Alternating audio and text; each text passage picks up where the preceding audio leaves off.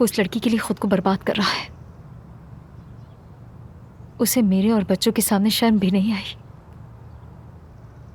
तुम फिक्र मत करो बेटा, उसे भी जल्दी होश आ जाएगा। सोहा जरूर अपने घर वालों के सामने रोने गई होगी और वो फिर हमारे घर आ जाएंगे। आने दो, हमें कोई मसला नहीं।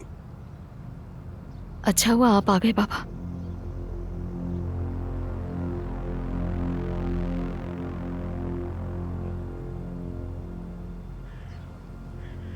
बाबा आ जाओ मेरे पास। वो मुझे बाहर नहीं आने दे रहे। मैंने कहा भी मुझे बाबा के पास जाना है, कहा कि आप बिजी हैं। अच्छा क्या वाकई? चले अब उठे, हम खेलते हैं साथ में। आइडिया तो अच्छा है। चलो चलो भाई भागते हैं। तेज तेज तेज।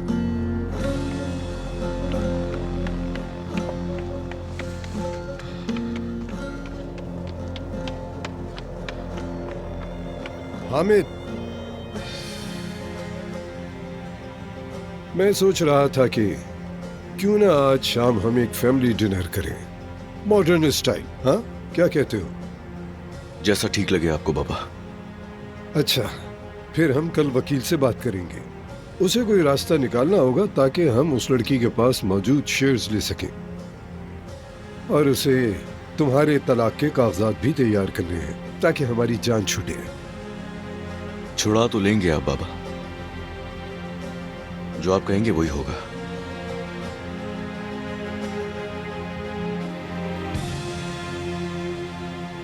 मैं चाहता हूँ आज तुम हमारे साथ रहो सोहा, वापस मत जाओ। अदनान, चाहो तो तुम भी हमारे साथ रह सकते हो। नवीन साहिबा भी चाहेंगे कि उनकी बेटी उनके साथ हो, और तुम्हारा वहाँ होना उनके लिए बेहतर होगा। उमर भाई, क्या आप दानिया को घर छोड़ देंगे? जरूर।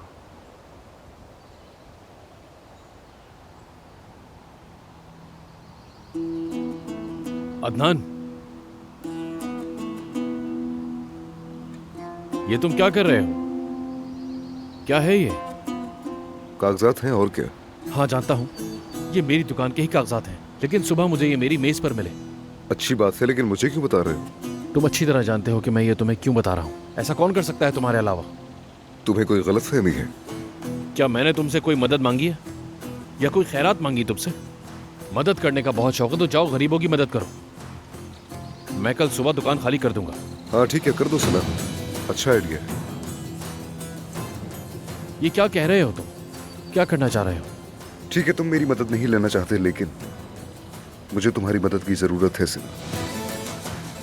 कैसी मदद? मैं कल तुम्हें सब बता दूंगा, बस ये बताओ तुम मेरी मदद करोगे या नहीं करोगे।